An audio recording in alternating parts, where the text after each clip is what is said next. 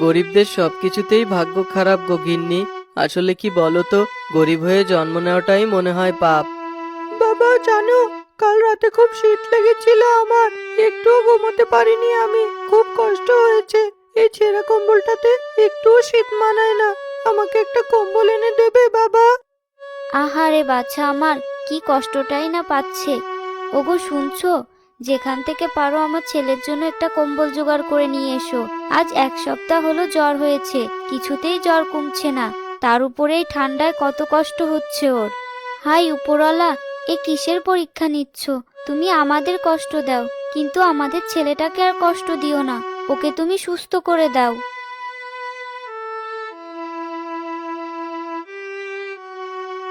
আরে গিন্নি, ওই দেখো, কারা যেন এসেছে, সবার বাড়ি বাড়ি কম্বল বিলিয়ে বেড়াচ্ছে। বাবা, ওরা জমিদারের লোক।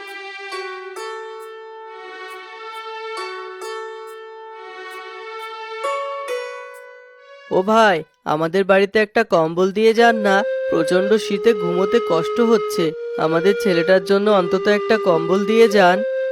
আরে মশাই, চুপ থাকো তো তুমি, এগুলো তোমাদের জন্য না, জমিদারের নিষেধ আছে, সবাই এই কম্বল পাবে না, আমাদের লিস্টে যাদের নাম দেওয়া আছে শুধু তাদেরই এই কম্বল দেওয়া হবে।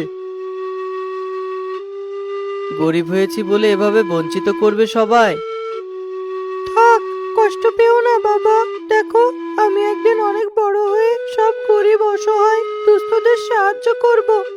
দোয়া করি বাবা, সে পর্যন্ত তুমি বেঁচে থাকো, আর উপরওয়ালা যেন তোমার মনের আশাগুলো পূর্ণ করে।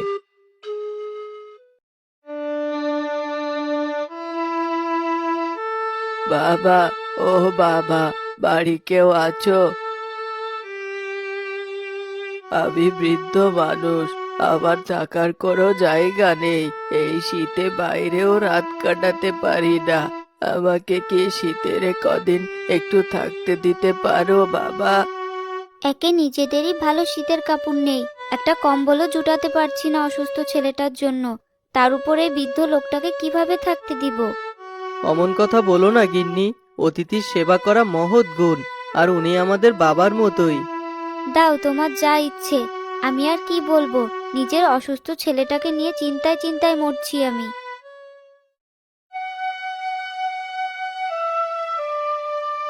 বলছিলাম কি আপা, এই মাসের বেতনটা কি একটু আগে আগে দেওয়া যাবে?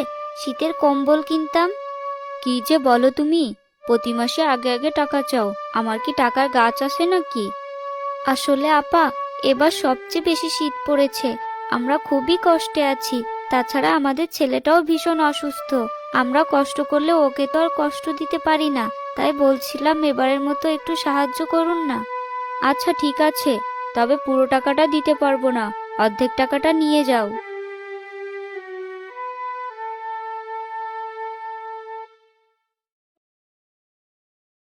আপনাকে কি বলে যে ধন্যবাদ জানাবো আপা, আপনি আমার অনেক বড় উপকার করলেন জানেন। আরে এমন করে বলছো কেন, তুমি তো প্রতিবারই আগে টাকা নাও, কিন্তু এভাবে তো ধন্যবাদ দাও না। আপা, এবার আমার ছেলে অসুস্থ, ঘরে একটা টাকাও নেই, এই শীতে ও অনেক কষ্ট পাচ্ছে, কর্তামশাইও অনেক চেষ্টা করেছে একটা কম্বল জোগাড় করে দেওয়ার জন্য, কিন্তু পাইনি কোথাও। আপনি এই টাকাটা না দিলে যে কি হতো। ঠিক আছে ঠিক আছে, এভাবে বলতে হবে না, এই মাসে আমারও একটু সমস্যা, কিন্তু তোমার ছেলের অসুস্থতার কথা শুনে দিয়েছি, ওর জন্য আজই কম্বল কিনে নিও, না হলে এই ঠান্ডায় ও আরো বেশি অসুস্থ হয়ে পড়তে পারে। ঠিক আছে আপা, টাকা যখন পেয়েছি আগে বাড়ি যাব না, এখান থেকে সোজা বাজারে যেতে হবে, আজ কম্বল কিনে নিয়ে তবেই বাড়িতে যাব।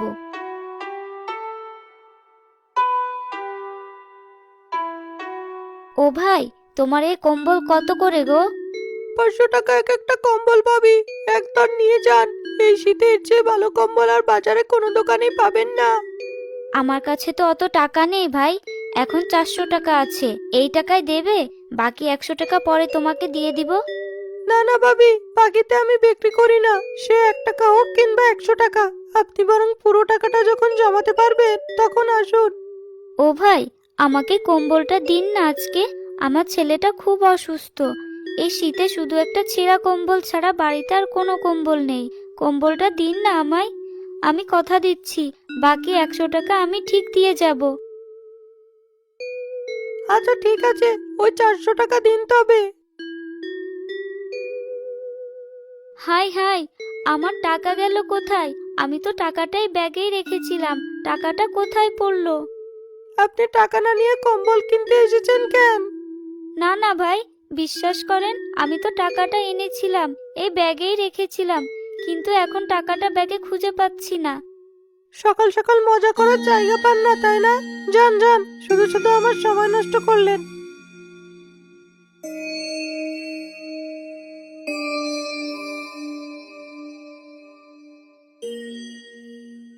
মা, মা, তুমি কি কম্বল কিনে নিয়ে এসেছো? না রে বাবা, গরিবের ভাগ্যটাই এমন। কম্বল কিনতে তো গিয়েছিলাম, কিন্তু যখনই দোকানিকে টাকা দিতে যাব তখনই দেখি আমার ব্যাগে টাকাটা নেই। থাক বৌমা, তুমি মন খারাপ করো না। যা আমাদের ভাগ্যে লেখা আছে তা তো হয়েই গেছে। এদিকে রহিম জমিদার মশাইয়ের বাড়িতে যায় তার অসুস্থ ছেলের জন্য একটা কম্বল পাওয়ার আশায়। জমিদার মশাই, এই শীতে আমাদের অনেক কষ্ট হচ্ছে, আমাদের একটু সাহায্য করুন। সকাল সকাল টাকা চাইতে চলে এসেছিস তাই না? টাকা কি গাছে ফলে নাকি? আমি কোনো টাকা দিতে পারবো না। যা যা, বিরক্ত করিস না, এখন যা এখান থেকে। না না জমিদার মশাই, আপনি ভুল ভাবছেন, আমি কোনো টাকা চাইতে আসিনি। আপনি যে কম্বল দিয়েছিলেন সেখান থেকে আমাদের একটা কম্বলও দেওয়া হয়নি। আমার ছেলেটা খুব অসুস্থ, শীতে কম্বল কেনার মতো কোনো সামর্থ্য আমাদের নেই। তাই যদি দয়া করে আমার অসুস্থ ছেলেটাকে শীত নিবারণের জন্য একটা কম্বল দিতেন, অনেক উপকার হতো। ওই কম্বল তোদের জন্য দেওয়া হয়নি, আমার কাছের লোকদের জন্য ওগুলো ছিল। এখন আর আমার কাছে কোনো কম্বল নেই। যা যা, সকাল সকাল বিরক্ত করিস না তো। জমিদারের এই কথায় রহিম মন খারাপ করে বাড়ি ফিরতে থাকে।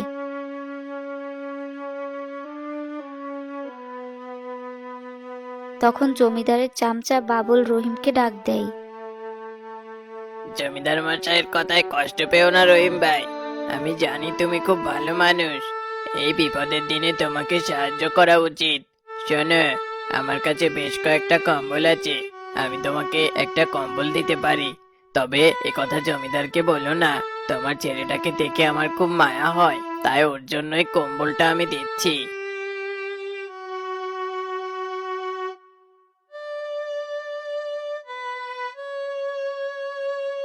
তোমাকে যে কি বলে ধন্যবাদ জানাবো ভাই, তুমি আমাদের কষ্টটা বুঝলে। আরে ধন্যবাদ দিতে হবে না, এই কম্বল কেউ দেখে ফেলার আগে বাড়ি নিয়ে যাও। বাবুলের দেওয়া কম্বলটা নিয়ে রহিম খুব খুশি হয় আর দ্রুত বাড়ির দিকে যায়।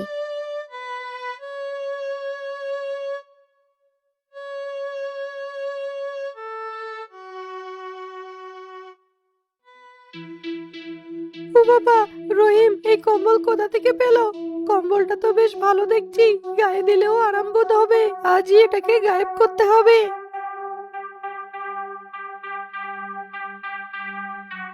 গিন্নি, ও গিন্নি, দেখো রতনের জন্য কি নিয়ে এসেছি। ও মা গো, এই কম্বল তুমি কোথায় পেলে গো? এ তো দেখছি অনেক দামি কম্বল। এটা জমিদারের কম্বল গো, কম্বলটা ঘরে নিয়ে যাও তো দেখি, এটা রতনকে দিও। রতন ঘুমিয়েছে একটু, দেখো কম্বলটা পেলেও খুব খুশি হবে। ওই দিন সন্ধ্যাবেলায় সবার অনুপস্থিতিতে ওই ছিচকে চোরটা রহিমের ঘর থেকে কম্বলটা চুরি করে নিয়ে যায়।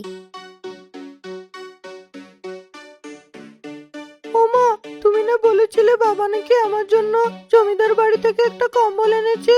কই, সেটা দাও আমাকে। তারা বাবা, এক্ষুনি দিচ্ছি।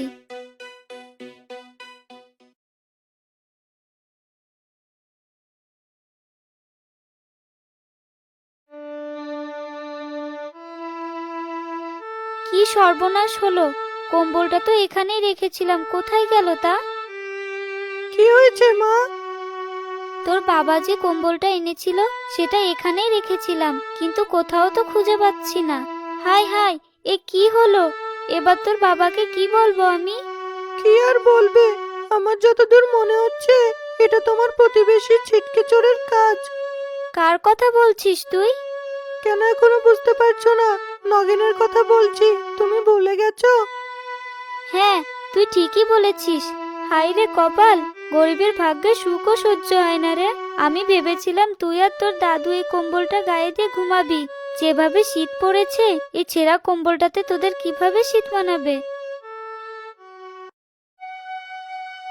ওই দিন রাতে রহিম বাড়ি আসলে শিরিন তাকে সবটা জানায়, কিন্তু কি আর করার, কোনোভাবে ওই কম্বল তারা আর খুঁজে পায় না।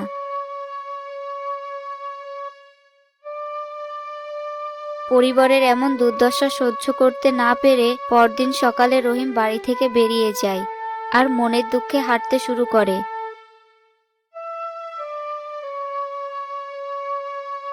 একটা সময় হাঁটতে হাঁটতে গভীর জঙ্গলের মধ্যে চলে আসে।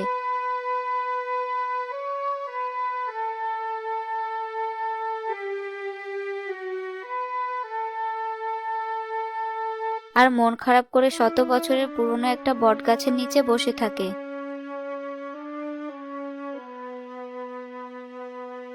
হায় রে, কি কপাল আমার! কত কষ্ট করে ছেলেটার জন্য একটা কম্বল জোগাড় করে এনেছিলাম, সেটাও খোয়া গেল। নিজের পরিবারের জন্য কিছুই করতে পারলাম না। এত অবাগা আমি! আমার মতো মানুষের বেঁচে থাকার চেয়ে মরে যাওয়াই ভালো। নিচে কারোর কান্নার আওয়াজ পাওয়া যাচ্ছে, কেউ কাঁদছে মনে হয়। কে দেখি তো।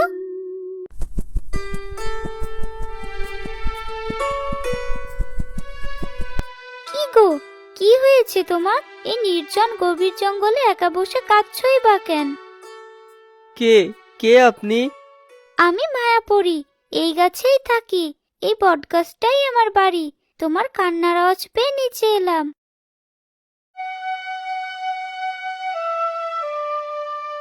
দুঃখিত আপনাকে বিরক্ত করার জন্য। আমি এক্ষুনি চলে যাচ্ছি। তুমি তখন কাঁদছিলে কেন? আমাকে বলতে পারো। আমি যদি কোনো সাহায্য করতে পারি তবে অবশ্যই করব।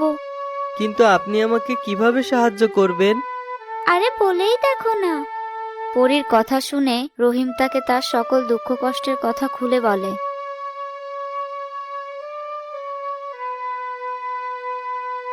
এই নাও, বাক্সটা তোমার কাছে রাখো। এখানে বেশ কিছুটা উল আছে, এটা দিয়ে কম্বল তৈরি করে নিতে পারবে।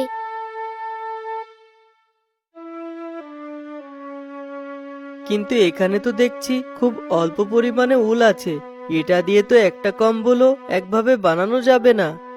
আরে বোকা, এটা কোনো সাধারণ বাক্স না, এটা একটা জাদুকারী বাক্স। তুমি যত পরিমাণ উল এখান থেকে নাও না কেন, কোনোদিনই এই বাক্স থেকে উল ফুরাবেই না। সত্যি বলছেন? অনেক ধন্যবাদ আপনাকে এমন একটা বর উপহার দেওয়ার জন্য। পরীর দেওয়া বাক্স নিয়ে রহিম খুশি হয়ে বাড়ি ফিরে আসে। আর এরপর ওই জাদুকরী বাক্সর উল দিয়ে রহিম তার ছেলের জন্য কম্বল তৈরি করে। এমনকি নতুন নতুন কম্বল তৈরি করে সেগুলো বাজারেও বিক্রি করতে থাকে। আর এভাবেই রহিমের জীবনে সচ্ছলতা ফিরে আসে।